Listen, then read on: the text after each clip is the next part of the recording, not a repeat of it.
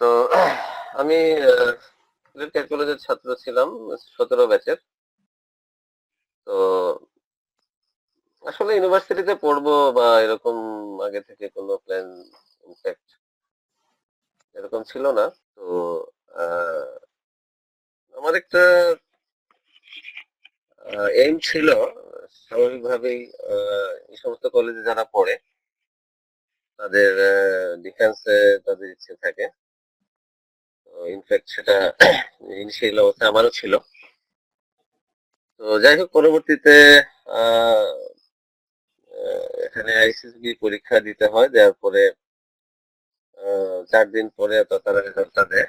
তো আনফরচুনেটলি আমি একটু অসুস্থ ছিলাম, এই কারণে পরীক্ষাটা ঠিক মতো, ফিল্ড টেস্ট ছিল তো, এগুলো থাকে, বিভিন্ন ধরনের ফিজিক্যাল ফিটনেস ওরা দেখে। তো ডিউ টু সিকনেস সেটা হয়নি। যাই হোক, পরবর্তীতে ইউনিভার্সিটির সার্কুলার দিল, পরীক্ষা দিলাম। এরপরে ডিপার্টমেন্টে আমার আন্ডারগ্রেড প্রোগ্রামটা শুরু করলাম। তো এরপর থেকে আসলে অনেক টার্মোইল সিচুয়েশন গিয়েছে। আর আমরা প্রথম ব্যাচ ছিলাম। এটা উপরের দিকে যে ব্যাচ গুলো কম বেশি আসলে আহ, তোমরা সবাই জানবে যে কি ধরনের একটা আনরেস্ট এবং পলিটিক্যাল টার্মোইল একটা সিচুয়েশন গিয়েছে। বিভিন্ন ধরনের আহ, আমাদের কনস্ট্রেন্ট ছিল, অনেক ধরনের আহ, অসুবিধা আমরা ফেস করেছি, তার মধ্যে দিয়ে জার্নিটা শুরু করলাম। তো আহ, শুরু করার পর থেকে আসলে আমাদের একাডেমিক ক্যারিয়ারটা অনেক প্রলং হয়েছে। সেশন জ্যাম ছিল প্রচুর, বিভিন্ন কারণে ইউনিভার্সিটি বন্ধ, তারপরে এ সমস্ত কারণে দীর্ঘায়িত হয়েছে। তো যাই হোক, আহ, আমাদের আন্ডারগ্রেডটা শেষ করলাম। শেষ করার পরে তখন আমাদের ব্যাচের অনেকেই বিভিন্ন কর্পোরেটে তারা ঢুকে গেল, এবং পরবর্তীতে যখন এমবিএটা শুরু হলো, এখানে একটা গ্যাপ ছিল 1.5 ইয়ারের। তো এরপরে আমাদের ব্যাচের সবাই করেনি, মনে হয় আউট অফ 35, 10 জনের মতো আমরা এমবিএ করলাম, এমবিএটা শেষ করলাম। তো এখানে আসলে যে চ্যালেঞ্জেসটা ছিল, বেশ কিছু চ্যালেঞ্জেস ছিল। যে একেবারে ইনসেপশন থেকে শুরু করে, যেহেতু আহ, আমাদের জার্নিটা একেবারে ভেরি ভেরি ফার্স্ট ব্যাচ ছিলাম, that's why academic guidance related বেশ কিছু ইস্যু ছিল, অথবা সেগুলো আমরা ঠিকমতো সাপোর্টটা পাইনি। এটাই হয়তো ইনসেপশনে যে সমস্ত বিভাগগুলো থাকে, হয়তো কম বেশি সবাই এই সমস্যাগুলো ফেস করে। তারপর ইন্টার্নশিপ রিলেটেড যে ইস্যুগুলো ছিল, সেখানেও আমরা বিভিন্ন ধরনের প্রবলেম ফেস করেছি due to become the very first batch. তারপর জব মার্কেটে যখন গিয়েছি, স্ট্রাগলটা অনেক বেশি ছিল।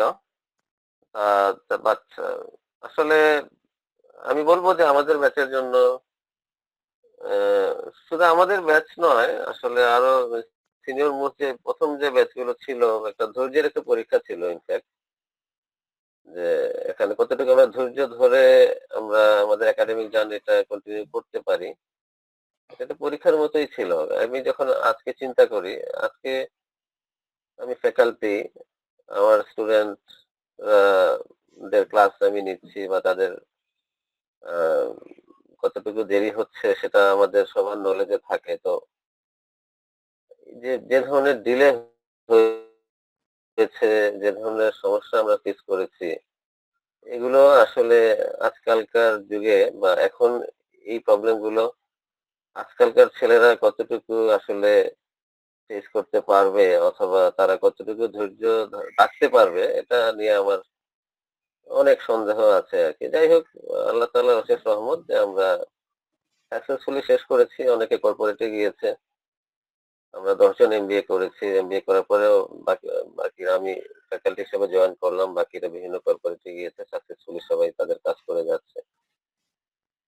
তো এখানে বিভাগ তো আসলে অনেক পুরাতন। মানে আমি যদি বলি যে বিভাগের থেকে আমরা শুরু থেকেই আমরা দেখছি একেবারে শুরু থেকেই যখন কোনো কিছু ছিল না, মানে অর্ধেক অফিস ইকোনমিক্স এর সাথে ভাগাভাগি করে এটা শুরু হলো। অর্ধেকটা ক্লাসরুম আমরা পেলাম। ফরেস্ট্রির সাথে ভাগাভাগি করে আমরা ক্লাসটা শুরু করলাম। তো সেই দিনগুলোর কথা মনে পড়ছে। তো সেখান থেকে অনেক বছর গিয়েছে। তারপর ডিপার্টমেন্টের স্ট্রাকচারের ইমপ্রুভমেন্ট হয়েছে, সেটা ঠিক আছে।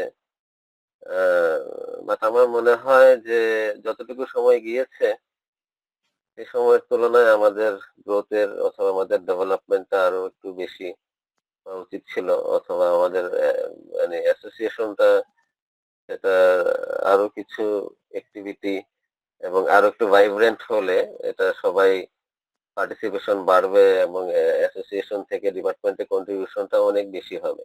স্যার আপনি আচ্ছা বলতেছিলেন আপনার এক্সপেকটেশন এন্ড ডিপার্টমেন্ট এন্ড হচ্ছে অ্যালামনাই অ্যাসোসিয়েশনের প্রতি আর কি এক্সপেকটেশনটা কি বা কিভাবে দেখতে চান, কোথায় দেখতে চান? এক্সপেকটেশন তো অবশ্যই আছে। এখন আমরা যারা ফ্যাকাল্টি আছি, এক্স স্টুডেন্ট ছিলাম, আমরা আমাদের সর্বোচ্চ চেষ্টাটা থাকবে যাতে অ্যাসোসিয়েশনটা ভালো একটা প্ল্যাটফর্মে দাঁড় হোক, অথবা ভালো অন্যান্য বিভিন্ন ধরনের অ্যাক্টিভিটিস এগুলোর মাধ্যমে আসলে এক্সপোজারটাকে বাড়াতে হবে। আর ডিপার্টমেন্টের যে হেল্পটা দরকার সেটা অবশ্যই আমরা সবাই এটা অ্যাসোসিয়েশনে সবাই কন্ট্রিবিউট করার চেষ্টা করব বিভিন্ন দিক থেকে। আর অ্যালামনি অ্যাসোসিয়েশনটা আসলে অন্যান্য ইউনিভার্সিটির যে পুরাতন ডিপার্টমেন্টগুলো আছে ওখানে যে অ্যাসোসিয়েশন স্ট্রং হওয়া মানে অনেক ধরনের পজিটিভ ইমপ্লিকেশন আছে।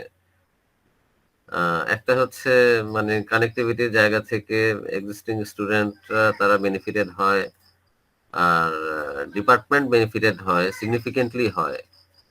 তো বিভিন্ন ধরনের ফান্ড প্রোভাইড করা ডিপার্টমেন্টের ডেভেলপমেন্টের জন্য অথবা স্কলারশিপ প্রোভাইড করা, এগুলো বিভিন্ন ক্ষেত্রে কিন্তু অ্যাসোসিয়েশন থেকে আসে। তো এক্সপেকটেশনের জায়গাটা আসলে সেখান থেকে আইবো আমাদের বিজনেস অ্যালামনিটা এরকম একটা স্ট্রং ফুটহোল্ড নিয়ে দাঁড়াক, যাতে আমরা ছাত্ররা এবং আমরা সবাই এটা এখান থেকে উপকৃত হতে পারি। অ্যালামনি যারা থাকবে তারাও একটা নির্দিষ্ট সময় পরে সবাই মিট করে আমাদের মধ্যকার যে বন্ডেজটা আছে সেটা আরো স্ট্রং হবে। আমরা একটা ফ্যামিলির মতো থাকতে পারবো। আমরা যারা কম্পারেটিভলি একটু প্রবলেমে আছে, ডিসঅ্যাডভান্টেজের সিচুয়েশনে থাকে, তাদেরকে আমরা হেল্প করি। সোসাইটিতে হেল্প করার মতো আমাদের একটা কন্ট্রিবিউশন থাকবে। তো সব দিক থেকেই আসলে এটা আমার প্রত্যাশা যে অ্যালামনিটা খুব ভালো একটা মানে ফাউন্ডেশন নিয়ে দাঁড়াবে, খুবই স্ট্রাকচার্ড হবে, সব দিক থেকে সবাই খুব সাপোর্ট থাকবে, সবার সাপোর্ট থাকবে। তো বিভিন্ন সেক্টরে আমাদের ছেলেমেয়েরা আছে, এখন অনেক ডাইভার্সিফাই হয়ে গিয়েছে, এখন লেভেলে চলে গিয়েছে। আল্লাহর রহমতে কয়েক বছর পরে আপার লেভেল স্ট্র্যাটেজিক পজিশনে সবাই চলে যাবে। তো সেই দিক থেকে প্রত্যাশাটা থাকবে সবার সহযোগিতা। আর আমার দিক থেকে বললে আমি অবশ্যই আমার সর্বোচ্চ দেওয়ার চেষ্টা করব। আমরা যারা ফ্যাকাল্টি আছি সবাই চেষ্টা করব যাতে অবদানটা রাখা যায়, এই অ্যাসোসিয়েশনটা যাতে ভালোভাবে দাঁড়াতে পারে সেই ক্ষেত্রে। তো এই হচ্ছে আমার বক্তব্য। ধন্যবাদ সবাইকে।